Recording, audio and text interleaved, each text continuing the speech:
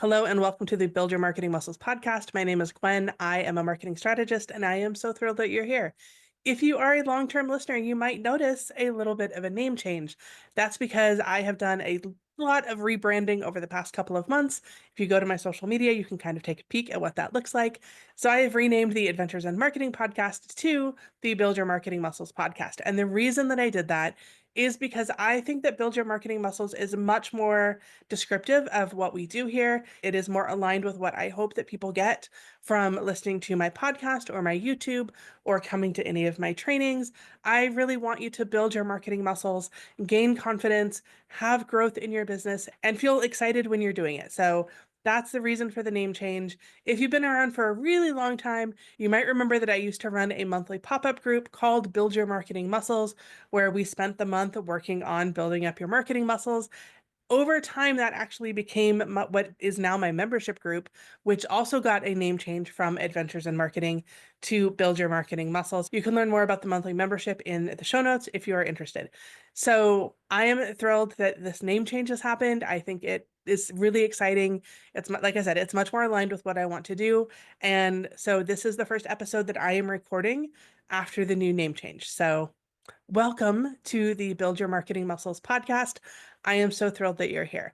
On today's episode, I want to talk about email marketing. Specifically, I want to talk about making the email list that you already have work a little bit harder for you. And I want to talk about how we can fix things that maybe aren't working as well as they could, and maybe give you some ideas to help your list be more effective for you as a marketing tool. As a marketing strategist, I believe that email marketing is a cornerstone piece of marketing tools for small businesses.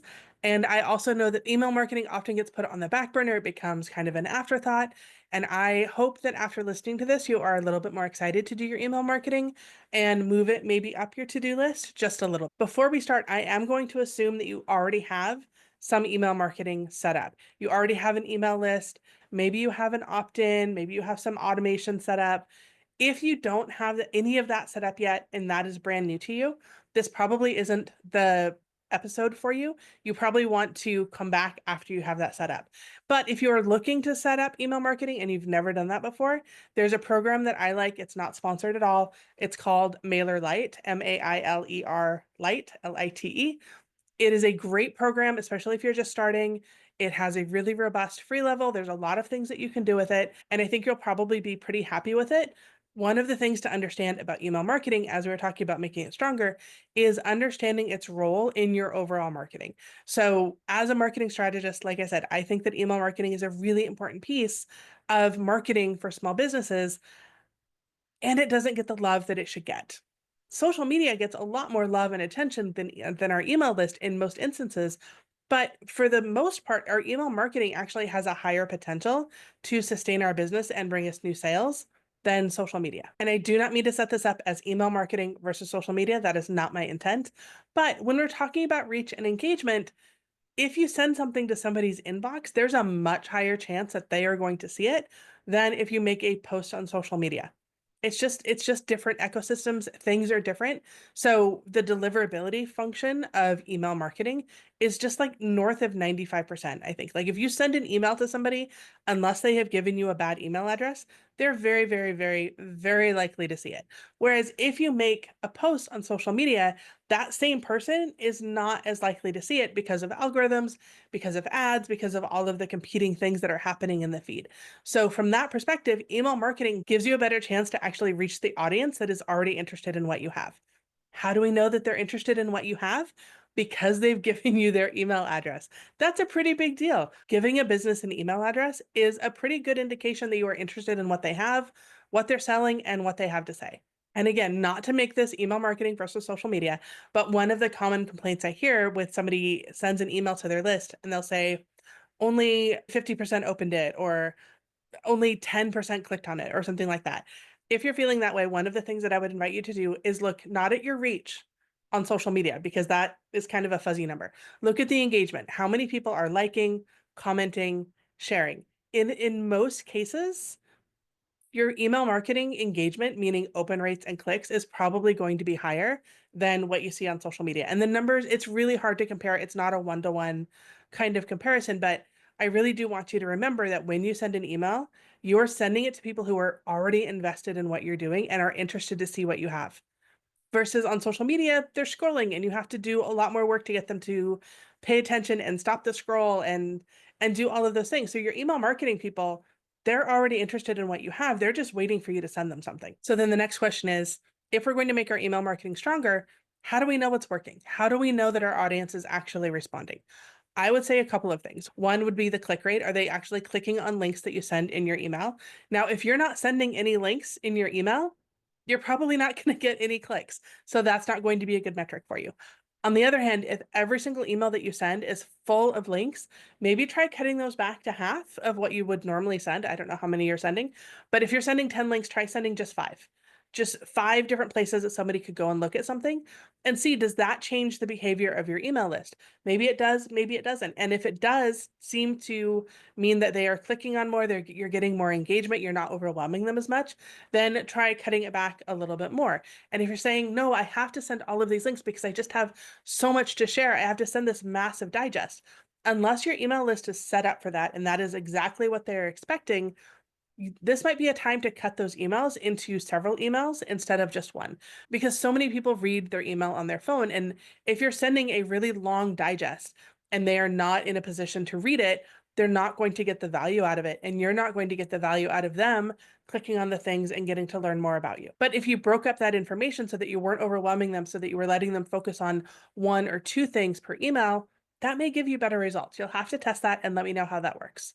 The other benefit to that is if you are feeling really overwhelmed by writing your email because you feel like you have to put in so much information, if you break that up, that one email that you are writing right now may make more sense for your email list if it is once a week. So they are still getting the same amount of information, but it's spread out over the course of a month. And so they're not feeling as overwhelmed. And the cool thing is you'll know how they respond because you will see higher open rates, higher click rates. Maybe they'll respond to you. And if you're not sure if your email list would be interested in this, you can actually send them an email. We can talk to our email list. Our email list is part of a community that we're building. It is not just a broadcasting platform for us. So you can send an email to your list asking, hey, how would you like this information? Would you like me to break this up a little bit for you? What are you most interested in?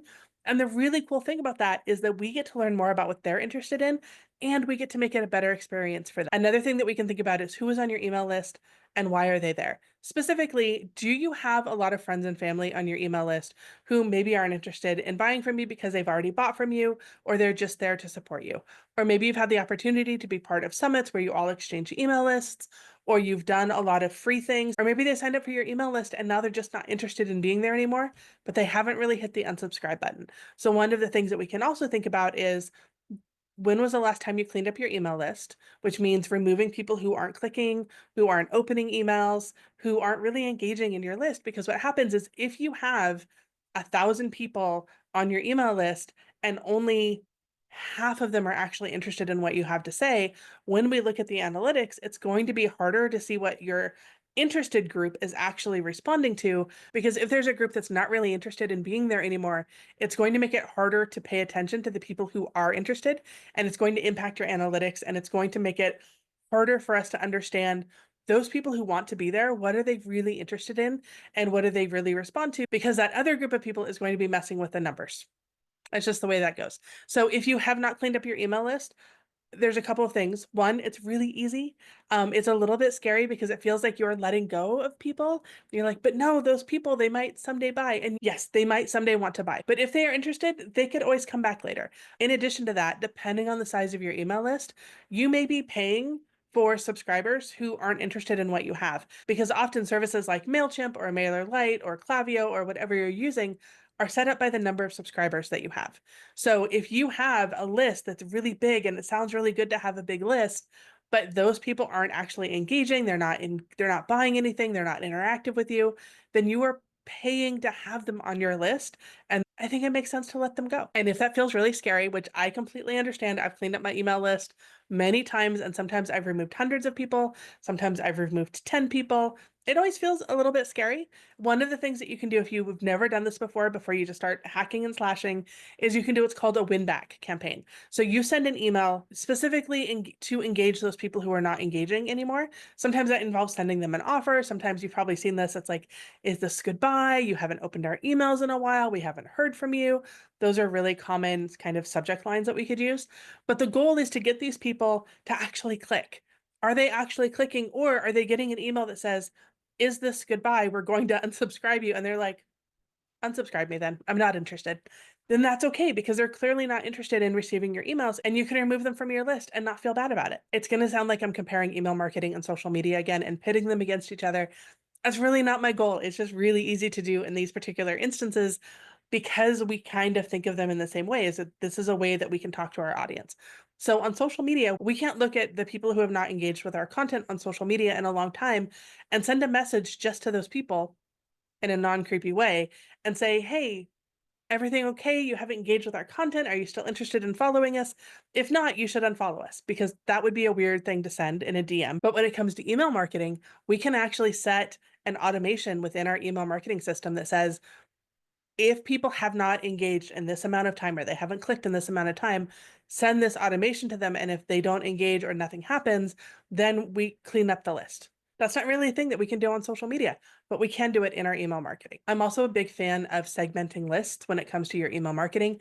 And if you're not familiar with that, that basically just means putting people into groups based on their buying behaviors, what they're interested in, how they engage with your email list. Because if you have more than one product, as an example, or you have different types of service, different levels, people may join your list and they get all dumped into a big pile, but maybe they're not interested in everything that you have. Maybe they're just interested in one or two of the things. And if you know the one or two things that they're interested in, you can segment those people off so that they are only getting emails about the things that they are interested in, which means they're more likely to open the emails because you're talking directly to them. They're less likely to unsubscribe, and they over time are more likely to make a purchase because you are selling directly to them in a way that makes sense to them. Another way that we can make your email marketing work harder for you is to improve any opt-in that you have, or create one if you don't have one. And there are a couple of things to keep in mind when we are talking about our opt-ins. Number one, it needs to be something that our ideal target audience is interested in. The people that you are most wanting to work with, it has to appeal to them. If you create something that you love and you think would be really helpful, but it doesn't match the needs of the people that you're trying to work with or the people that you're trying to attract, there's going to be a disconnect and it's not going to be as successful. The second part is that it needs to give them enough information for them to be curious about you, to want to learn more, and to want to take the next steps to either learning more about you, checking you out, or working with you. If you give somebody every single thing that they need in your opt-in, there's not a reason for them to come back because you have given them everything. Or on the other hand, you overwhelm them with information because you're trying to think of everything that they could possibly need, and they get the opt-in and they immediately get overwhelmed. So one of the things I like to think about when it comes to creating your email opt-in is, sometimes it's called a lead generation, sometimes it's called a lead magnet. There's a lot of different terms for it. I like opt-in. Everybody has their favorite terms. But when you're thinking about that opt-in, what is the next immediate problem that you're going to solve for somebody that is juicy enough that they want to learn more? That's what we want to think about for our opt-in. And then we want to make sure that we're using the right words and phrases that our actual audience is going to use. What are the things that they're struggling with? How does this opt-in either help them or get them to the next step? That's an important thing. So it needs to be not too overwhelming. It needs to meet their needs. It needs to be accessible to them. And then once they sign up for the opt-in, and this is a place where a lot of people drop the ball, there needs to be an automation that is tied to that opt-in that walks them through their next steps of working with you, learning from you, buying from you, whatever you need them to do next. For product-based businesses, what we typically see for an opt-in is a discount or free shipping. The things that I would say about that is, make sure that it's not going to cost you money, watch your margins, make sure that it has a time limit to really encourage people to make a purchase, and make sure it's not only going to attract bargain hunters, because those aren't going to be good long-term customers. They're just going to go to the cheapest option over and over. And if that's you this time, great. But next time it will probably be somebody else. And that's not really who you want on your list. You want people who are invested in supporting you and being part of your community versus just looking for the latest deal on the thing that they want. The great thing about this kind of email marketing is that we can see over time what works. I have absolutely put up discounts and I have put up opt-ins that completely flopped. Nobody signed up for them for months and months. And then I changed them and people started signing up. So you really have to understand your audience and what they're looking for and the solution that you have so that they are interested in learning more and signing up for your opt-in. Over time, we can learn which of these opt-ins make sense, which of them don't. And maybe for you, even though you're a product business, maybe your audience just doesn't respond to discounts for whatever reason. Or maybe you're a service provider and you learn that your audience doesn't really respond to workbooks, but they love a good checklist or they love a private podcast or something like that. So it's just a chance to experiment and see what your audience is most interested in. And again, if you're not sure, you can always just ask your email list. Just send them an email saying, like, if I gave you a free thing, what's something that would be really interesting and valuable to you? And they'll respond. It's a really cool thing to have that kind of conversation with your email list. Another part of making your email marketing work harder for you is to actually get people on your email list. This is where you have to promote it. You have to talk about it. You don't have to have an opt-in in the traditional sense, but you do have to have a landing page or a pop-up on your website or something in your banner somewhere where somebody can sign up for your email list. And you have to tell people what to expect because, like I said, it's entirely possible for somebody to sign up for your email list and be very interested in it. And then their life changes, their business changes, their interests change for whatever reason, and they're just not interested anymore. So you have to make talking about your email list and getting people to sign up for your email list a part of your marketing strategy. It's not going to do you any good if you have an email list, have no way for somebody to sign up and never talk about it because you're not going to see any growth. I want to talk about some ways to make your email marketing part of your marketing strategy. Email marketing often falls to the bottom of people's lists, and I think that there's a couple of reasons for it.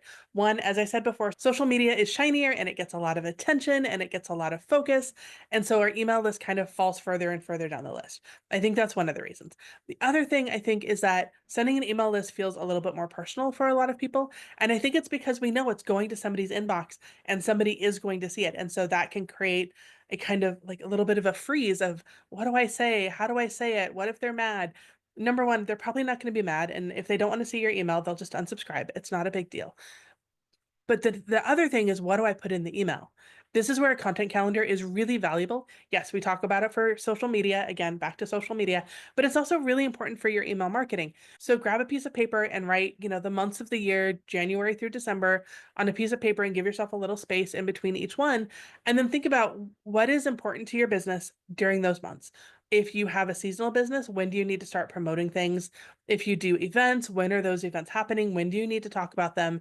When are people most likely going to be interested in different pieces of your business or things that you sell? And you can start filling in that calendar so that for example, if you have a business that has a lot of holiday sales, as an example, then you know that you have to start talking about that in like September, October, November, and December. So you know that for 4 months, you're going to be talking about upcoming holiday things and events and products and all of those things. If, on the other hand, you tend to see a spike in sales over the summer, then you have to start talking about what that is 2 or 3 months before. If you see a spike of sales in July and you don't talk about what the thing that you normally sell until August, you're missing an opportunity. So getting really clued into what your sales cycles are, when people are most likely to be buying from you, what they're most likely to be interested in, that's going to help you figure out your content calendar. As an example, for nearly every single one of us, there is something about January that's kind of a new me, new year, new everything vibe. So think about how that applies to your own business and how do you want to talk about that to your list in December and January. That's the kind of thing that I'm talking about. And that's just sending one email a month. If you want to send more than one email a month, feel free to do that. The other thing that you can think about is what kinds of products or services do you want to highlight throughout the year? What are people going to be talking about? Are there things that you want to share, resources, links back to your own blog post? You can sort of start filling in those blank spaces over the course of a year. And then when it comes time to write your email, instead of feeling like you have nothing to say and you don't know where to start, you can look at your list and sort of fill in the blanks so that you can send an email on a regular basis. As we wrap up, there's one thing that you did not hear me say in all of this talk about email marketing and automation and segmenting and opt-ins and all of the things that we talked about. And the thing that I did not cover at all, and there is a reason, is that I did not at all mention best days and times to send your email. The reason I didn't mention this is because I don't think it's as important as some people would like you to believe. Also, I've looked at those lists. Like the variation is so minimal that for most of us, it's not going to make a difference. It's not going to make a difference if you send an email on a Wednesday at 9 a.m. or on Thursday at 9 p.m. Like really I would rather you send an email out than get so caught up in trying to figure out the best days and times. Because that is another thing that I see small business owners do often is they get so caught up in the strategy and trying to get everything perfect that they forget to implement the things that they need to do. So I would rather you send an email at a random time on a random day, but just send the email and get into the habit of sending the email. Over time, after a year, you can look at your email marketing and you can figure out really when are people opening my emails because our email marketing systems will tell us that. Like that's really cool too, but it's going to depend on your list. And I don't want you to get so caught up in that that it stops you from sending emails. I would rather you send emails imperfectly than not do it at all. And with that rant, that's all I have for you today. Thank you so much for joining me. If you have any questions, please email me, gwen@gwenmontoya.com. I would love to hear from you. I would love to hear how email marketing is working for you. And with that little rant, that's all I have for you. If you have any questions, please drop them in the comments. Tell me how your email is going. If you have any questions, I would love to help.